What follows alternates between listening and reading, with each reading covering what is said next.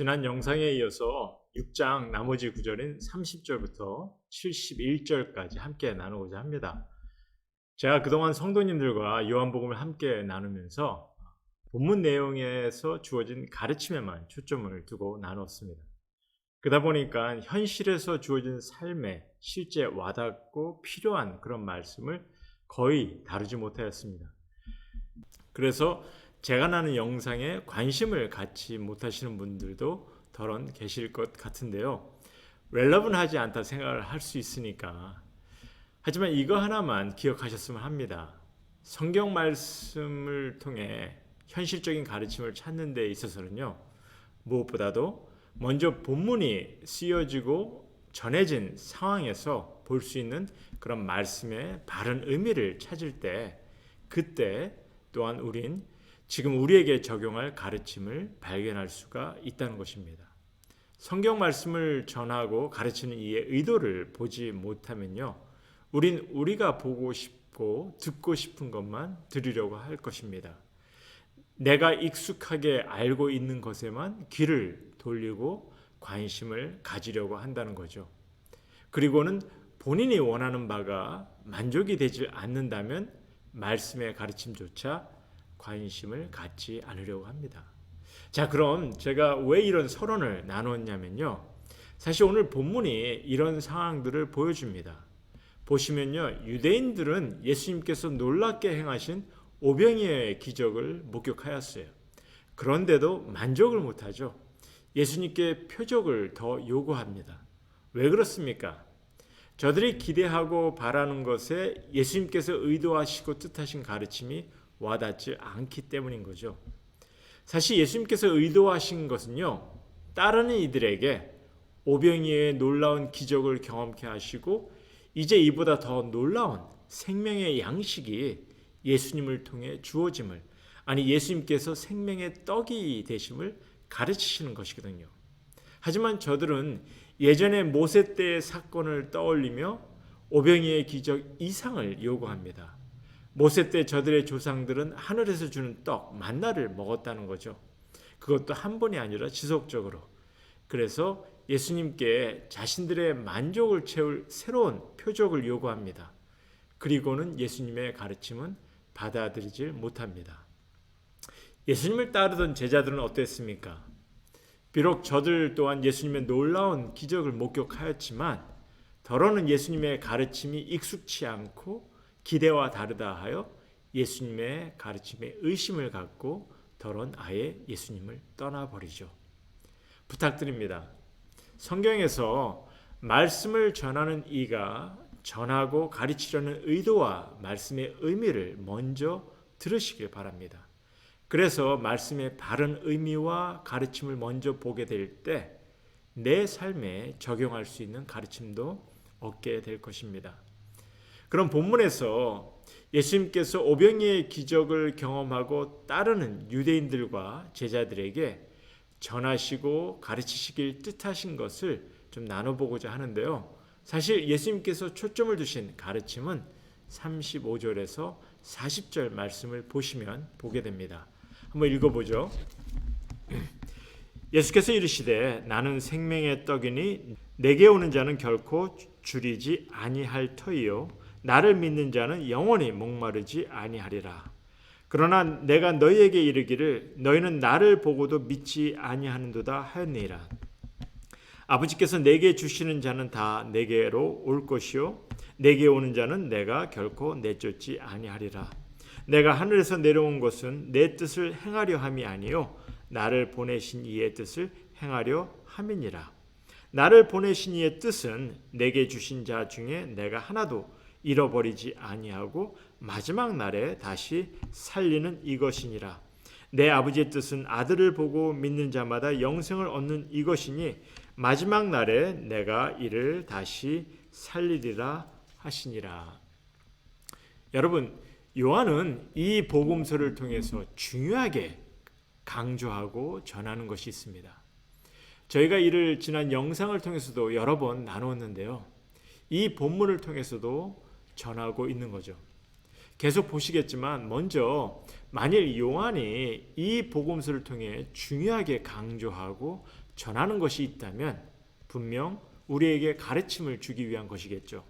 그리고 그럼 이 말씀을 보는 우리는 무엇에 귀를 기울여야 하겠습니까? 무엇을 배워야 하겠냐는 거죠. 강조해서 전하고자 하는 것을, 가르치고자 하는 것을 듣고 배워야 하는 겁니다. 다시 한번 말씀드리죠. 성경은요, 매 순간 내게 필요한 양식을 주는 말씀이 아닙니다. 주님께서 뜻을 두신 영생의 양식을 주십니다. 성경은 오늘의 운수를 보는 것 같은 그날의 도움을 주는 말씀도 아닙니다. 물론 삶의 지혜를 주시는 말씀이지만 무엇보다도 주님을 알아가며 주님의 뜻을 새길 수 있게 하는 말씀입니다. 그래서 우리가 이렇게 주님을 알아가면 그때 정작 내 삶에 필요한 도움과 지혜를 발견하게 되는 거죠. 그리고 이를 위해 한 가지만 더 부탁을 드린다면요. 말씀에 기록된 내용을 통해 무엇보다도 말씀을 전하는 이의 의도를 먼저 찾으시길 바랍니다. 성경은 말씀을 읽고 보는 이의 감정과 또한 보는 각도에 따라 코에 걸면 코골이, 귀에 걸면 귀걸이식의 여러 다른 의미를 찾아내는 것이 아닙니다. 그러니 이를 기억하시며 요한이 예수님의 가르침을 통해 전하고 가르치는 말씀을 여러분 마음속에 새기길 소원합니다. 자, 그럼 예수님의 말씀을 통해 여러분이나 제게 매우 중요시 전하고 가르치는 말씀은요, 사실 매우 심플합니다. 아마도 그래서 너무 심플하다 생각해서 자꾸 다른 가르침을 찾아내려고 하는데 그러지 마시고요. 일단 심플하지만 매우 중요시 전하고 가르치는 말씀은요, 첫 번째는 예수님께서는 하나님의 아들로 오셨다는 것이고요. 그래서 두 번째는 우리에게 영생을, 구원을 주신다는 것입니다. 또한 세 번째는 예수님께서 우리의 영생을 위해 생명의 양식을 주시는 하나님의 말씀이 되시는 분이심을 전하고 있는 거죠. 그리고 이 생명의 양식은 우리에게 영생을 얻게 하고 영원한 삶에 더없이 필요한 양식이 되는 거죠. 영원히 줄이지도 또 목마르지도 않게 하는 그런 귀한 양식입니다. 그런데 유대인들은 이런 예수님의 말씀을 받아들이지 못합니다. 요셉의 아들이라는 예수님의 출생을 알아서일 수도 있고 모세를 통한 만나 같은 그런 지속적인 육적 만족만 바라서일 수도 있고요. 그러니까 예수님은 좀 더 자극적인 그런 말씀을 또 하시죠. 53절, 54절을 보시면요. 인자의 살을 먹지 아니하고 인자의 피를 마시지 아니하면 너희 속에 생명이 없느니라. 내 살을 먹고 내 피를 마시는 자는 영생을 가졌고, 이렇게 말씀하십니다. 예수님은 스스로가 생명의 떡이며 영생하도록 있는 양식을 주시겠다 하셨어요. 그런데 왜 이런 자극적인 말씀까지 하셨는지, 사실 예수님의 이런 말씀 때문에 예수님을 따르던 많은 제자들도 예수님을 떠났다고 요한은 적고 있거든요. 그럼 왜 이런 자극적인 가르침까지 주셨으며 또한 이런 가르침에 걸림이 되어 떠나는 이들을 통해서 우리에게 어떤 의미를 전하고 있는지 궁금하지 않을 수 없죠. 본문에 특별히 반복적으로 전해주는 말씀이 사실 이에 대한 답을 설명해 주고 있습니다. 예수님께서 이 땅에 생명의 떡으로 오셔서 우리에게 영생의 양식을 주시겠다는 그런 가르침 외에 예수님은 이런 말씀을 또한 계속하십니다. 37절, 39절, 44절, 그리고 65절에 보시면 이런 말씀을 하시죠. 예수님께서 아버지께서 내게 주시는 자는 다 내게로 올 것이며 주님은 그들을 끝까지 지키시고 살리시겠다는 그런 말씀입니다. 그럼 과연 어떤 의미로 이러한 말씀을 하셨는지, 일단 아버지께서 내게 주시는 자 하면 더런 미리 정해진 구원을 가르치신다고 주장하시는 분도 있어요. 하지만 예수님께서 이런 반복된 말씀을 하시면서 또한 전하시는 말씀이 있습니다. 그래서 이를 바로 들으시면 이런 의미죠. 40절에 보시면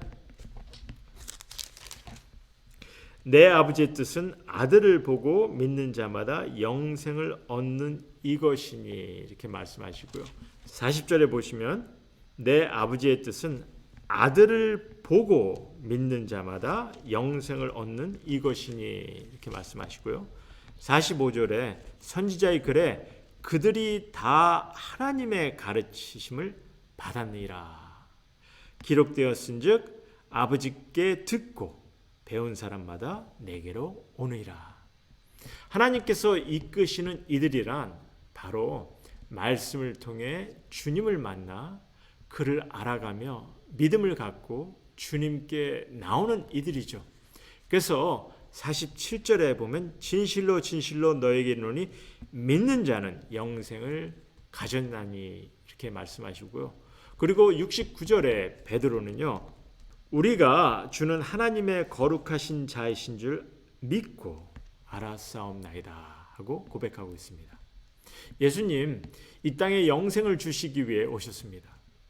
그리고 무엇보다도 우리에게 영생의 양식인 진리의 말씀 또한 주셨습니다. 하지만 이를 알아듣지도 깨닫지도 못하는, 심지어 받아들이려고 하지도 않는 이들이 너무 많아요. 주님께 믿음을 갖지 못하는 이들이 많다는 거죠. 그러니 오히려 자극적인 말씀으로 말씀에 걸림이 되고 의심을 갖는 이들에게 스스로의 길을 정하게 하십니다. 그러니 이러한 상황은 또한 우리에게 큰 도전을 보여주죠. 어떤 도전이냐? 영생의 양식인 말씀을 통해 정말 주님을 알아가며 그를 구세주로 믿고 계신지, 영생의 양식을 내 삶의 귀한 양식으로 삼고 살아가시는지 우리의 마음속 깊이 이를 질문하시고요. 고민케 하시고 심지어 의문케 하시고 또한 그로 주님을 알아가며 믿음을 갖게 하십니다. 거기에 참 구원, 올바른 배움이 있는 것이기 때문이죠. 다시 한번 부탁드립니다. 여러분이 내가 듣고 싶은 말, 내게 만족을 주는 말씀만 들으려고 하지 않으셨으면 합니다. 그러다 만족하지 못하면 어떻게 하시겠어요? 성경의 가르침인데 이게 걸림이 되고 그래서 평가하고 비교하는 말씀이 되면 하나님의 말씀을 거르시게 될 것입니다. 보통 잘 들리는 말씀은 익숙한 말씀이기에 듣고 싶은 말씀이기에 들립니다. 하지만 우린 전심으로 들으려고 하고 찾으려는 자가 되어야 합니다. 주님의 소원을, 하나님의 뜻을 찾고 따르려는 자가 되어야 하는 거죠. 아무개 목사 설교가 좋다는 평가보다는 하나님의 말씀을 진실되이 전하는 것에 마음을 여셨으면 합니다.